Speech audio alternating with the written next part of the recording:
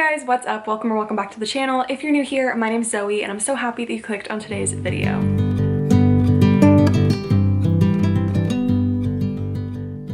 So, hello guys, happy new year. It is crazy, but it's 2024 now, which is like the future, I feel like. Kind of weird to think about, but we're here and it is officially time for a new TBR video, and I'm so excited for this one because it has been a long time coming. Today we're not doing my typical TBR video, we are doing a TBR jar picks my TBR video, which I like literally, I'm just so stoked for it. I've been thinking about it for a few months and now we're here doing it. So kind of what we're gonna do today is, this is gonna be a slightly different TBR jar video because I don't have a TBR cart.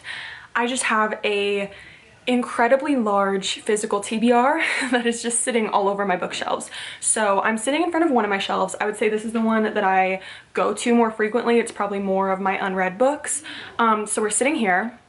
I have a TBR jar filled with, I think, 35 prompts that I'm just gonna pick from, and I think we're gonna do like 8 prompts, maybe 10, but probably 8, so that I have a TBR of 8 books for the month. Unlike past months where I'll typically be like, here's the 20 books I want to read this month, and then I read like 5 of them. It's not gonna be that way this month. We are going to pick 8 to 10, and I'm gonna try my best to actually stick to this TBR. So I'm very excited. I'm just gonna start picking. Let's get to it. So the first prompt we're gonna do, let's see, lucky pick. This could be the first book I read in 2024, which is wild. Let's see, it says, an author you've never read. Okay, so I have many authors I've never read. I feel like this one could be a lot of fun to choose from, but there's one that my mind immediately goes to because I'm staring at it right now. It's one I've been wanting to read for a while. So for this one, I'm gonna pick Falling by TJ Newman. This one is pretty short, so I feel like I'll be able to fly through it. And honestly, it's probably gonna freak me out because it is about a plane and potential plane crash, but it sounds like a really good mystery thriller. I've heard really great things about it, so I've been wanting to read this for a while, so we're gonna do it in January.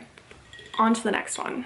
Next we have a book published after 2020, which I feel like there are a lot of options here. I feel like a lot of books at this point that I have not read were published after 2020.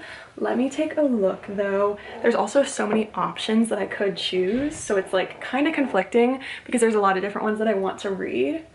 Okay, so there's 2 that I could choose between here. First, we have The Good Part by Sophie Cousins. This one was recently published, and I feel like it's a really good one to start the year off with because Sophie Cousins kind of writes books that makes you think about your life choices and kind of like deeper meanings of things. So I feel like this one could be a lot of fun. The other one was not actually published after 2020 originally, but it was recently republished in the US. So we have Solitaire by Alice Oseman, and I feel like this could be a fun pick because I have been on a big Heartstopper kick. I do a yearly reread and I just finished mine, and I still haven't read Solitaire, so I feel like this one could be a lot of fun. But like, is this cheating? I guess I make the rules for this, so it really doesn't matter. So we're gonna go with Solitaire by Alice Oseman. This is my second pick. On to the third book. Let's see. A book I've been putting off. This is a great one because there is one that immediately my mind goes to. I've been wanting to read it, but I keep putting it off every month. So we're gonna do Divine Rivals by Rebecca Ross. I've had this one for months now, and I always say I'm gonna read it and then I don't. So now's the time. The TBR jar picked it for me. It's fate. January is the time I'm gonna read this, and then I can read Ruthless Vows after. So I'm excited for this one. I don't know too much about it, but I know people absolutely love it, so I think I will too. And it's not like super long, and this gives me a little mix of fantasy in my month, so I'm excited for this one. Number 4. Number 4 is a popular book, which again, this is one that could be really anything. I have so many popular books on my TBR, but I have the perfect book for it. I recently bought this whole series and I've been dying to get to it. So my popular book pick is The Naturals by Jennifer Lynn Barnes. I feel like everybody knows what this is about. It's like teenage criminal minds. Everybody loves the inheritance games, so I feel like this series is gonna be really good. If I read this one and I'm obsessed, I'll probably have to continue with the rest of the series, so who knows how that will derail my TBR, but we'll see. Maybe I'll just read the whole series along with these other books, but this is definitely my pick for a popular book. Why is this like so fun? It's actually making me want to read the books on my TBR, which I feel like doesn't happen too often, so kind of living for this. On to number 5, we have My Choice. I can choose any book I want, which is a lot of power and has me nervous. Okay, my choice is going to be The Rule Book by Sarah Adams. I do have the ARC on my Kindle and I have been dying to get to it, so I feel like I have to choose that one. I have a few ARCs on my Kindle right now that I'm just like really wanting to get to, so that's gonna be the one that I choose for this prompt. And I'm so excited because if you know anything about me, I say this every single video, I'm like Sarah Adams' biggest fan. Love her to freaking death. Love her books, and I'm so excited but like anxious to read The Rule Book, so that's my pick. On to number 6. This is like literally so fun. I'm kind of obsessed. Number 6 is a book you think will be a 5-star read. Honestly, I think every single book I've chosen so far will be a 5-star read, so that's a little difficult, but let's pick another one. This is actually so hard. I feel like there's so many I could choose. Okay, I actually just chose one. That was really impossible. I'm trying to choose books that are not all entirely like super long books or all series because I don't want to get invested in 5 series at once, and I don't want to have too long of books because I want the likelihood of me actually reading all of these to be high. So the one I've chosen I am literally so excited about. I have wanted this book for ages. We have Swear on This Life by Renee Carlino. My friend Kennedy sent me this for Christmas, and this is the same author who wrote Before We Were Strangers, which is in my top 3 books from 2023, one of my favorite books of all time, and I just feel like I'm going to absolutely adore this one as well. So I feel like this one is definitely going to be a 5-star. I have to choose this one. Okay, on to number 7. I really cannot choose if we're going to do 8 or 10, but let's just get through 8 and see what happens.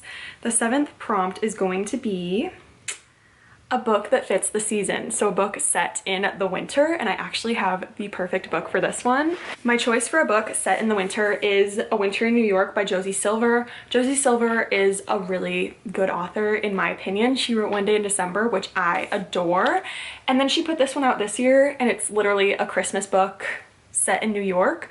I know we're done with Christmas, but I really still want to read this, and I got the ARC on NetGalley, so like I need to review it anyway. So we're gonna go with this. I feel like, in my opinion, there's nothing wrong with dragging out Christmas for a little bit. Maybe I'll read this one first in January just to not drag Christmas on for too long, but I am really excited for it. I love New York. If you know me, you would know that. And I love winter books, so I think this is gonna be a lot of fun. And on to the 8th choice. I feel like I've gotten a lot of really good prompts so far, which is really exciting. We have a book ending in an even page number, so 50-50 chance that I pull a book ending in an even page number, so let's just pick one that I want to read and then we'll see what it ends in. I'm still kind of set on The Good Part by Sophie Cousins, so let me see what it ends in. Let's see, 338.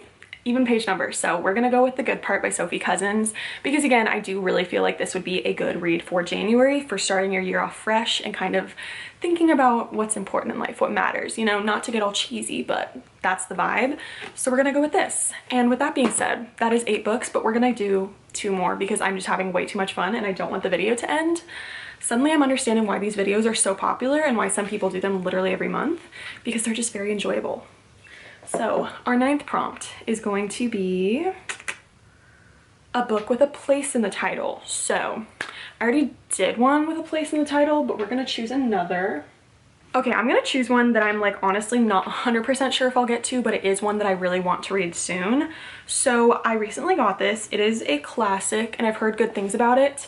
But we have A Tree Grows in Brooklyn by Betty Smith. Brooklyn in the title, that's a place. Another one set in New York, which I feel like will be fun. And I am trying to read more classics, so I'm excited for this one. I actually got it because my Barnes & Noble, if you don't know, recently moved, and when we moved, all the employees got to choose one of like the book cover posters that were all over the walls to take home. And I took A Tree Grows in Brooklyn, and I felt like if I was taking it, I needed to read the book. I really just took it because I like how it looked, and it's New York, so I took it. But I got the book so that I can kind of know what the book is about and have a reason for having the poster. So we have this one. I really am interested in it. I think it sounds really good, and I want to read it. So let's hope I'll read it in January, but this one's kind of like a 50-50 chance of me reading it or not. And for the last prompt, I'm kind of sad this is over, but we got to do one more. Let's do this one. a Kindle book, which is just absolutely perfect because I do have a Kindle book that is also an ARC.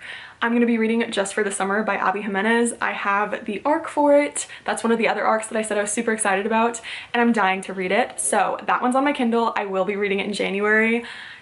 I'm so happy that I just picked that prompt because it could not have been better. If I didn't get to read that book in January because of this TBR jar game, I would have been very sad. So those are the 10 books that I'm going to be reading in January. Let's review really quickly. We have Falling by TJ Newman, Solitaire by Alice Oseman, Divine Rivals by Rebecca Ross. This is so fun. I'm literally so excited. We have The Naturals by Jennifer Lynn Barnes. We have The Rule Book by Sarah Adams on my Kindle. Swear on This Life by Renee Carlino.